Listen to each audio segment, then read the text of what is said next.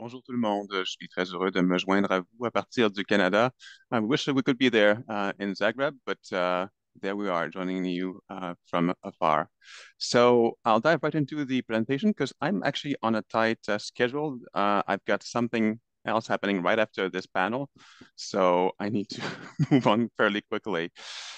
The live performance, as you all know, is quite an intangible thing. Its manifestation is an event, and it happens at a place and time, and then is gone. Because of that, because it has not been traditionally often stored on physical carriers, it hasn't lent itself easily to representation in the form of descriptive metadata, and as you know, it leaves few physical or even digital traces. When an event is posted on a website as an event, the moment the event is gone, the page disappears from the website. So the URL that could otherwise serve as an identifier for that performance is gone. So my colleague Beat Esteban and I researched this topic in 2019, and we published this report, A Linked Digital Future for the Performing Arts, of which the main recommendation was to just dive right in and to start propagating information as linked open data in Arts Data, which is a Canadian-based knowledge graph. It's a graph database, and also to propagate data in Wikidata as well. So our approach was very much based on the FAIR principles. So to get us started, we needed to start describing concepts and entities as things with unique persistent identifiers and descriptive metadata rather than strings of characters. There was also a lot of consideration for semantic and syntactic interoperability, notably with FRBRO, FRBROO. So our vision was to move from this traditional ecosystem model, which is fairly siloed, where you have on the one hand production companies, on the other hand presenting organizations who don't produce their own shows, and all of these markets where information is communicated usually in the form of text. We wanted to change this to more of a linked open data ecosystem where the different concepts are related to one another, and information produced early in the performing arts value chain is attached to an entity and is reused and enriched along the value chain. Initially, our goal was to begin with event metadata because the primary use case that we wanted to rely on to create adoption within the performing arts sector was the discoverability of live performances. But we hit a wall because a pandemic happened, and suddenly there were no events at all happening. So we shifted. We decided to shift our attention to other types of entities, artists, organizations, places, which anyways are absolutely essential for producing descriptive metadata about performances and productions.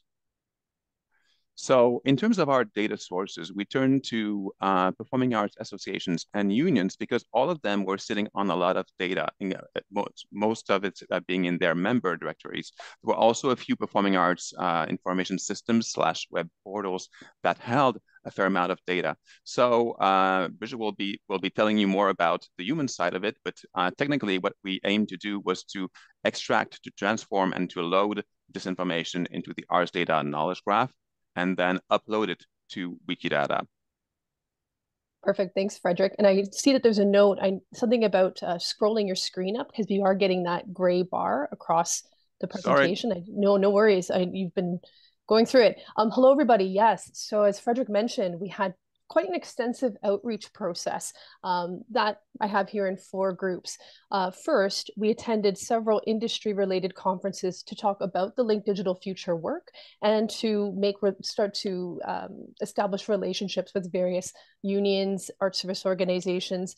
For example, we attended the Creative City Network of Canada Summit, where we could reach out to many municipal arts and culture divisions, who also then had great relationships with various performing arts organizations and art service organizations within their communities.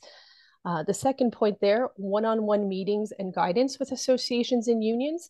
A lesson that we can share with you through this is that sometimes it does take more than just one meeting.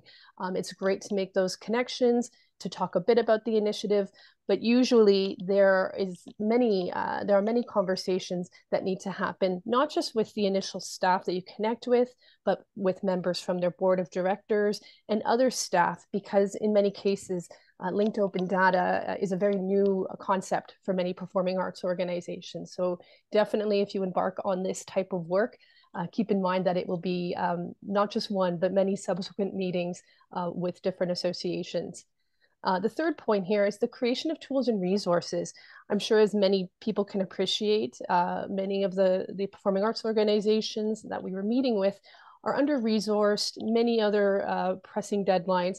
And so anything that the Linked Digital Future Initiative could do in the way of providing tools, resources, and templates to help guide and educate these organizations towards being more open with their data was useful. And you'll see that in the presentation, there's many links to a variety of different resources and blog posts that can also help you on your own linked digital journey. So I won't go into those now, but certainly afterwards, when you have this presentation, do click those links. There's some great stuff there. And then fourth, based on the conversations that we were having with all the different groups we were meeting with, we had various information sessions, presentations, and workshops with members. For example, here in Canada, we have the Professional Association of Canadian Theatres, and they have a monthly town hall with their members. We provided an information session there, as well as to members of the Canadian Dance Assembly. So certainly took the time to educate and provide that information through various means. Next slide, please, Frédéric.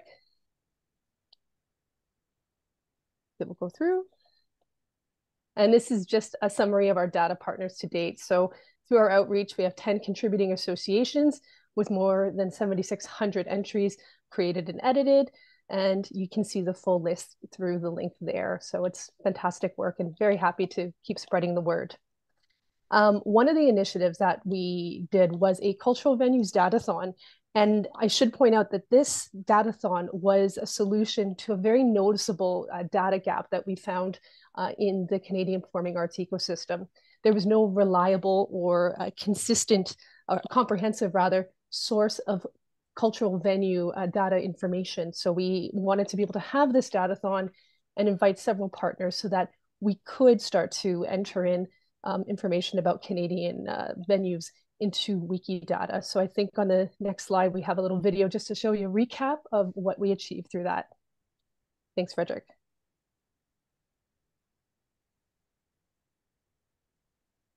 Oh, and I don't think the sound is on there, Frédéric, maybe?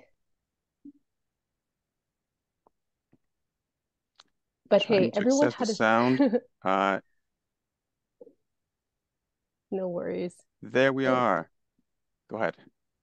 But yes, so this video again is accessible afterwards, but a lot of great people having a good time doing data. So it was an excellent outreach opportunity and it was very successful. We had over 189 entries created. So yes, that was our datathon. And then moving on, I think it's back over to you, Frédéric. Yeah, and now somehow I'm stuck in YouTube now. Okay. Should have tested this feature. No problem. Escape. Do you want me to? I can. I'm there, but somehow I cannot leave this place. Gosh.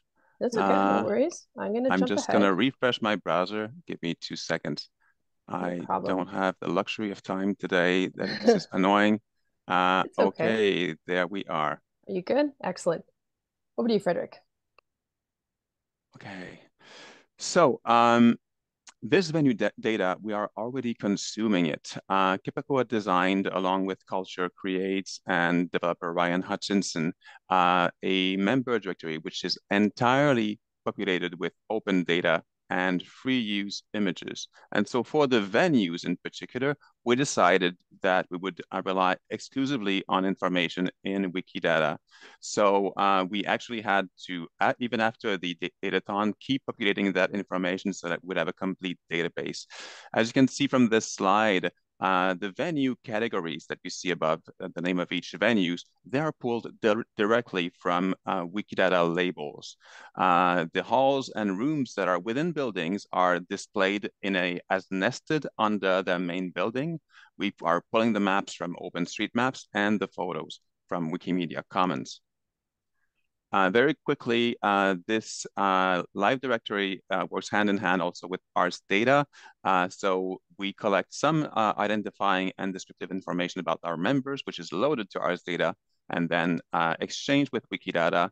Ars data itself pulls information and images from multiple sources, including Wikimedia Commons, and that rich content and information is then pushed to the live directory. Our latest areas of research and development, they include the representation of information about Indigenous artists and their works, as well as the releasing of performing arts production photos under Creative Commons licenses. I won't be telling more about this, just that in terms of our lessons learned, linked to open data, it is achievable, but it takes time and resources. So if you plan for it, don't expect it to happen overnight. It's a very tough pitch, especially for individual performing arts organizations. They just don't have the resources and the mental bandwidth to even think about open data. And that's why it was so important to work with associations to build that critical mass of URIs, uniform resource identifiers, that can then be linked together to form linked open data. As it is right now, we are in the process of developing applications that are powered by open data. You saw the Performing Arts Live Directory at Kepecoa. We are also developing other apps that are powered by open data. And we think that this will be the tipping point, that when people see open data at work, it will foster even further adoption. We have tons of resources and links in this slide deck, and I provided the hyperlink to this Google presentation in the chat.